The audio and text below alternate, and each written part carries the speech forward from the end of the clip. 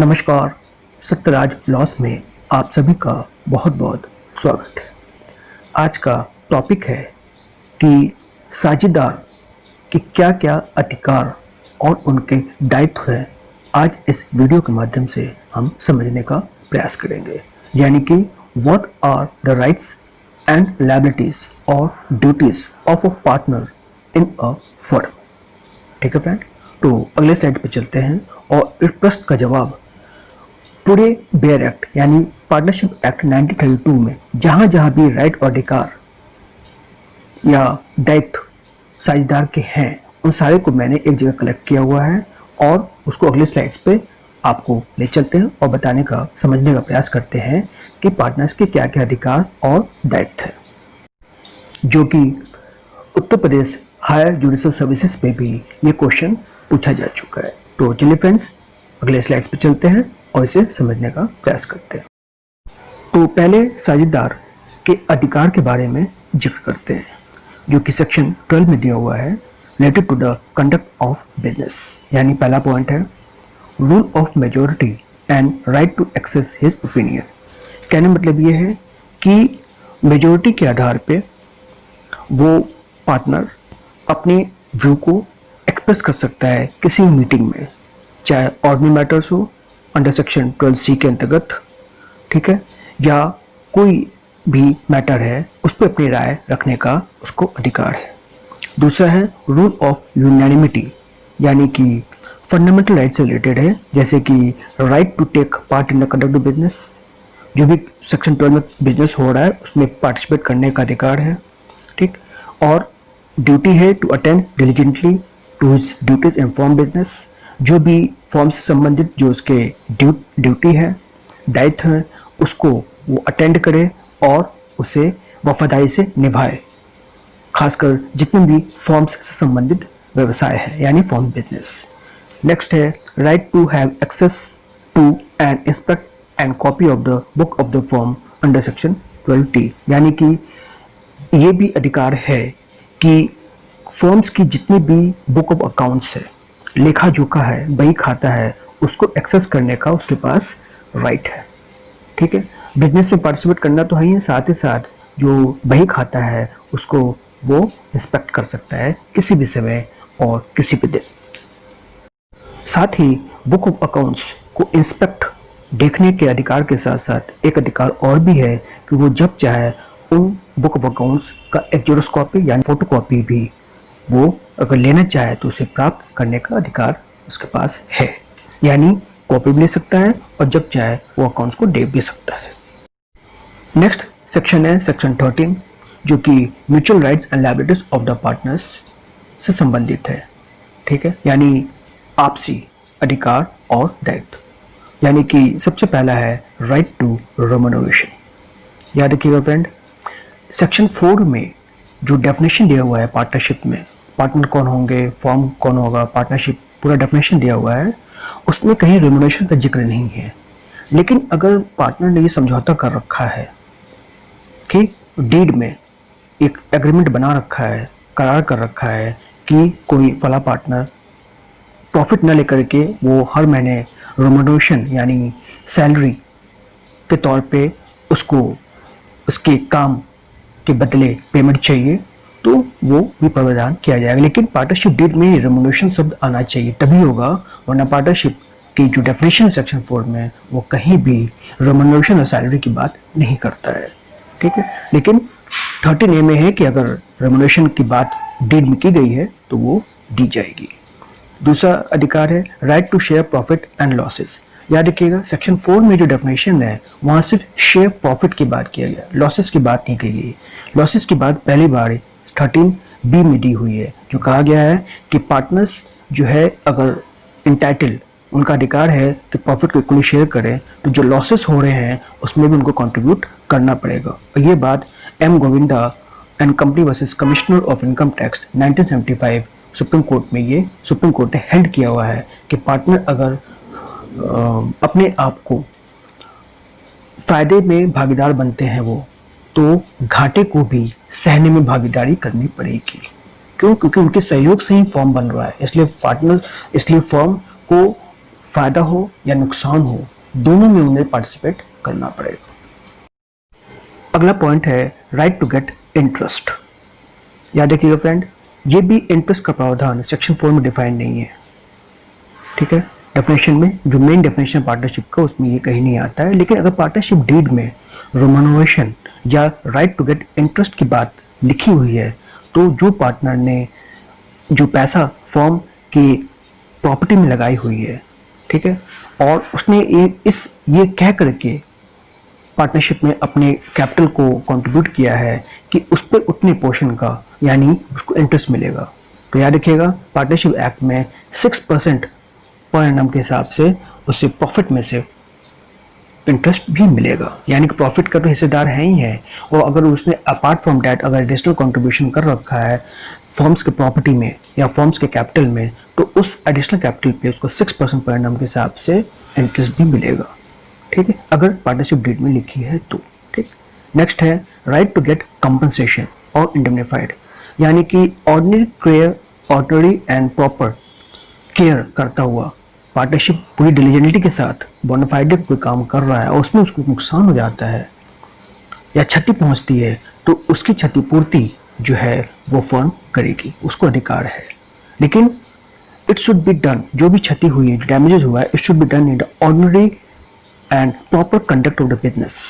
में होना चाहिए, या तो कोई इमरजेंसी में हो फॉर प्रोटेक्टिंग फॉर्म लॉसेस, कोई फॉर्म को नुकसान होने से उसने बचाने की कोशिश किया है, यानी फॉर्म के वेलफेयर में या फॉर्म की भलाई के लिए कोई काम किया है और उस ऑडिट के एंड कंडक्ट और बिजनेस के दौरान उसको नुकसान पहुंचता है, तो उस नुकसान की भरपाई प्राप्त करने का वो अधिकारी है। साथ ही साथ एक ये भी है कि अगर उसके कंडक्ट की वजह से अगर फॉर्म को नुकसान होता है, जो नेक्स्ट पॉइंट है, तो उसके लिए वो जिम्मेदार होगा, यानी कि फॉर्म की जो नुकसान हुआ है उस कंडक्ट की वजह से, पार्टनर कंडक्ट की वजह से, उसकी वर्क की वजह से, उनके एक्ट की वजह से, तो पार्टनर विल बी लायबल क्या होगा, उनके प्रॉफिट में से उनका हिस्सा काट लिया जाएगा, ठीक है। तो यानी कि दोनों ही पर्सन, चाहे फर्म हो या पार्टनर, अगर ordinary course of carrying the business of the firm partner नुकसान होता है तो फर्म भरपाई करेगा, अगर फर्म को नुकसान होता है पार्टनर भरपाई करेगा। पार्टनर के कुछ अन्य दायित्व भी हैं, जैसे कि पहला है duty to care on the firm's business to the greatest common advantage, just and faithful to each other and to render true accounts and full information of firm under section 9, यानी कि सबसे बड़ा दायित्व जो हर पार्टनर का ये होता है कि वो जो भी काम करता है वो पूरी फर्म की भलाई के लिए काम करेगा, ना कि अपने लिए, क्योंकि वो जहाँ भी जाता है वो अकेला नहीं जा रहा है, बल्कि he is representing the whole firm. इसीलिए कहा जाता है कि every partner is agent of other partner, ठीक है। इसीलिए जब भी वो काम करे तो सेक्शन 9 में लिखा हुआ है कि जो भी उसका जो ऑर्डिनरी कोर्स ऑफ ड्यूटी जो उसकी बनती है, ठीक है, उसके अंतर्गत वो ही शुड बी बोनाफाइड, जो अकाउंट है, लेखा जोखा है, उसका ट्रूली सच्चाई से वो फर्म के सामने रखे, ठीक है, और जो भी इंफॉर्मेशन फर्म से संबंधित है वो हर पार्टनर को शेयर करना चाहिए, जितने भी पार्टनर हैं, यानी उसकी जिम्मेदारी बनती है कि हर इंफॉर्मेशन, हर अकाउंट्स और हर एक्टिविटी की सूचना अदर पार्टनर को होनी चाहिए, ठीक है। फिर next duty to show due diligence in the firm, मतलब कि पूरी तत्परता के साथ फर्म्स के बिजनेस को चलाएगा, उसमें कोई लापरवाही या चूक नहीं होना चाहिए, नहीं तो नेक्स्ट पॉइंट देखिए, duty to compensate in case of fraud, wilful neglect under section 10 और 13, किसी प्रकार का अगर फ्रॉड होता है उसके कंडक्ट के माध्यम से या विलफुल नेग्लेक्ट मतलब ये पाया जाता है कि उसने जानबूझ के लापरवाही की है और उससे फर्म्स के बिजनेस को नुकसान हुआ है या फर्म को नुकसान हुआ है, तो फिर उसको कंपनसेट करने की उसकी जिम्मेदारी बनती है कि फर्म को जितना नुकसान हुआ है उसके फ्रॉड और विलफुल नेग्लेक्ट की वजह से he should compensate to the firm, ठीक। नेक्स्ट है duty to contribute equally to the losses sustain in the firm, और अगर किसी वजह से फर्म को नुकसान होता है तो फिर 13B के अंतर्गत उसकी जिम्मेदारी बनती है कि वो लॉसेस को भी उसी तरह कंट्रीब्यूट करे जैसे प्रॉफिट के दौरान वो शेयर करता है, ठीक। नेक्स्ट है duty to utilise the firm's property for the best common advantage, और पहले ही देखा जा चुका है कि जो भी प्रॉपर्टी फर्म की है उसको ऐसे यूटिलाइज करे जैसे वो पूरे फर्म के लिए कर रहा है, ना कि पर्सनली। याद रखिएगा, फर्म्स की प्रॉपर्टी वो पूरे हर पार्टनर की होती है, किसी की व्यक्तिगत संपत्ति को नहीं होती है। इसलिए जब भी उसका इस्तेमाल होगा वो कॉमन एडवांटेज, सभी की भलाई के लिए इस्तेमाल होगा। ठीक है। नेक्स्ट है due to disclose the secret of profits, यानी कि अगर फर्म्स के बिजनेस करने के दौरान और फर्म्स की बिजनेस और प्रॉपर्टी इस्तेमाल करते हुए अगर कोई एडिशनल प्रॉफिट अगर पार्टनर के द्वारा हो जाता है तो उस पार्टनर की जिम्मेदारी बनती है कि उस सीक्रेट प्रॉफिट को डिस्क्लोज करे, क्योंकि जो प्रॉफिट हो रही है वो फर्म्स के बिजनेस के दौरान हो रही है और फर्म्स के प्रॉपर्टी को यूटिलाइज करने के दौरान हो रही है। इसलिए वो प्रॉफिट न तो पार्टनर का अकेला है और न ही उसका पर्सनल प्रॉफिट है। वो प्रॉफिट अगर है तो वो फर्म्स का प्रॉपर्टी, यानी कि वो सारे पार्टनर का, इसलिए इट शुड डिस्क्लोज्ड और ये दायित्व उनका बनता है सेक्शन 16 में। नेक्स्ट है duty not to compete with firm's business with the own business. ठीक है, हो सकता है कि एक पार्टनर कई फर्म में भी हो। ठीक है, तो अगर उसका मान लीजिए एक फर्म से जुड़ा हुआ है पार्टनर है और अपना बिजनेस भी कर रहा है, तो अपने बिजनेस को वो फर्म के बिजनेस से कम्पीट ना करे, ये रिस्ट्रिक्शन लगा हुआ है। और सेक्शन 11(2) में है, वो 36(2) में है, 54 एंड 55(2) में भी दिया हुआ है कि यहाँ पर याद रखिएगा कि ये section 28 of the Indian contract act से आया हुआ है, जो कि कहता है कि कोई भी agreement in restraint of trade shall be void, वो वहाँ पर है। लेकिन यहाँ पर जो है इन सेक्शन में अगर कोई रिस्ट्रिक्शन लगाया जाता है तो क्योंकि वो पार्टनर है, ठीक है, और फर्म का बिजनेस कर रहा है और साथ ही अपना बिजनेस भी कर रहा है, तो उसमें रिस्ट्रिक्शन लगाया जा सकता है कि वो अपने बिजनेस को फर्म के बिजनेस के साथ कम्पीट ना करे। ठीक है, इसलिए सारे सेक्शंस मेंशन किए हुए हैं। अगला है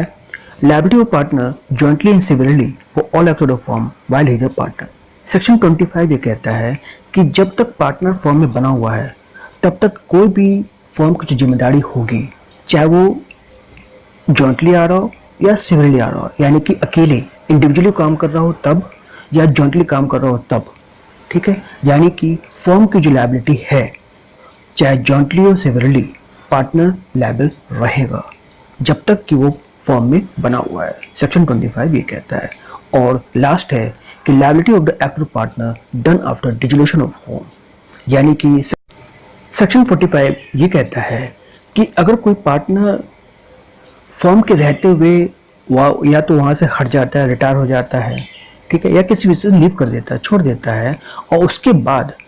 उसको छोड़ने के बाद फर्म कोई काम करती है और उसकी लायबिलिटी जो है वो उसकी वजह से फर्म डिजॉल्व हो जाती है। ठीक है, तो अगर वो व्यक्ति जिस समय काम किया गया, अगर उसने पब्लिक नोटिस अंडर सेक्शन 72 में नहीं दिया हुआ है कि वो छोड़ के जा रहा है, ठीक है, अब पब्लिक नोटिस नहीं दिया हुआ है तो भले ही छोड़ के चला गया हो, लेकिन उसकी लायबिलिटी जो है वो बनी रहती है, जिसकी रिकवरी फर्म के डिसोल्यूशन के दौरान जब सारे दावेदार हैं उनकी देनदारी जब देनी होगी तो इस पार्टनर से भी उसकी देनदारी रिकवर की जा सकती है। ठीक है, इसलिए पार्टनर्स कहा जाता है कि वो जब भी रिटायर करे या छोड़ के जाए तो पब्लिक नोटिस जरूर रहे, वरना डिसोल्यूशन के बाद उसकी जिम्मेदारी बनी रहती है। That's it friend, thanks for watching the video. अगले वीडियो पे हम नए प्रश्न के साथ और नए प्रावधानों के साथ आपके समक्ष प्रस्तुत होंगे। तब तक के लिए जय हिंद, वंदे मातरम।